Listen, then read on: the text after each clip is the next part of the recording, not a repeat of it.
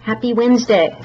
I wanted to show you what you could do to give you an idea of what could be in this video post option, because I think perhaps some of you are confused, and hopefully this will help. So I'm pretending that you are my client, and I'm going to just talk to you as I would a client who just told me something. For instance, they're telling me that they want to talk to their boss about a promotion.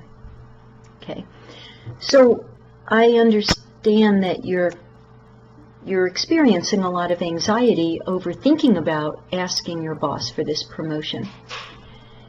And I guess I want you to think about something. I want to show you something that is kind of commonly held knowledge among mental health counseling professionals, psychologists, social workers.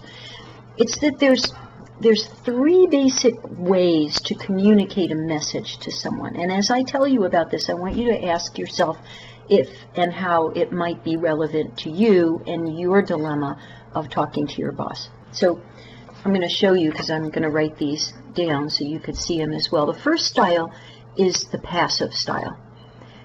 And that style is kind of like to hope, like you've been doing, hope to that they'll notice you, that they'll notice the good job you're doing and bring this promotion idea to you rather than you have to bring it up. So the passive person knows what they would like, but they wait and hope that other people will notice and give them what they want. The next thing in the list is aggressive.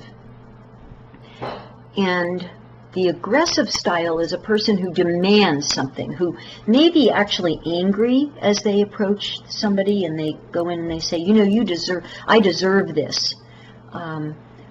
I've been working here for long enough, and I've gotten great reviews, and you haven't done a thing about it, and I deserve a raise or something, or I want that new job.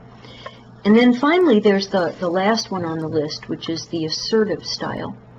And the reason I have an asterisk next to it is that the assertive style is actually probably the best. It's the most effective in the sense that and I'll tell you what it consists of in a minute, but passive style people typically don't get what they want because they're waiting and they're hoping, and sometimes waiting and hoping isn't the best strategy.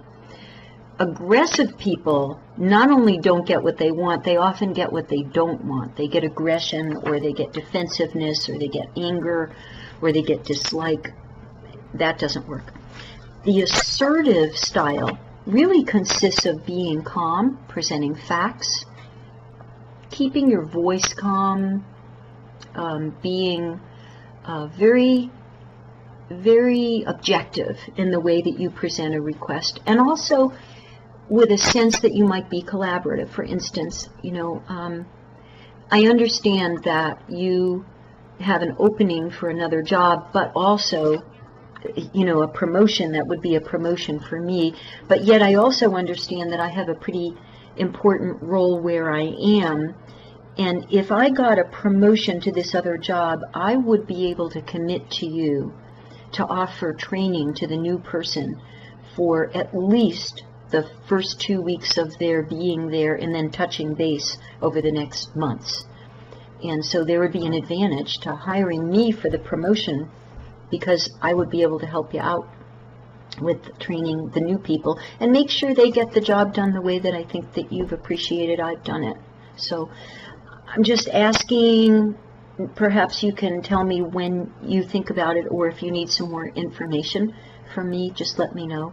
And I'd like to hear back from you, maybe, in a week or two if you can. Does that sound reasonable? So that's an assertive approach. It's not demanding, it's not passive, it's not thinking.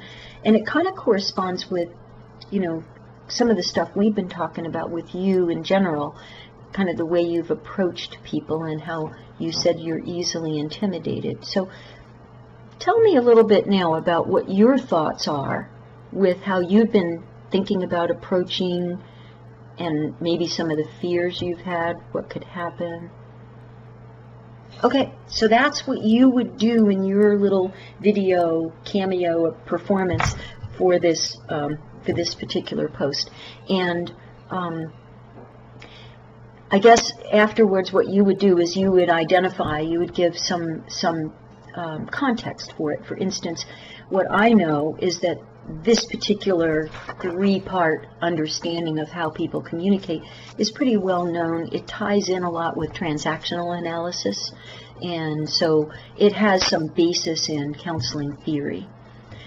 It is not just Nina's opinion about how people do act or ought to act. It's really something that's known in the field. And so when you choose some information to offer, I think it'll be really cool for everybody in the class to share this, because then everyone will be enriched. Like, you may have heard this and then go, oh, I'm going to use that when I talk to somebody sometime. And I would probably do the same thing.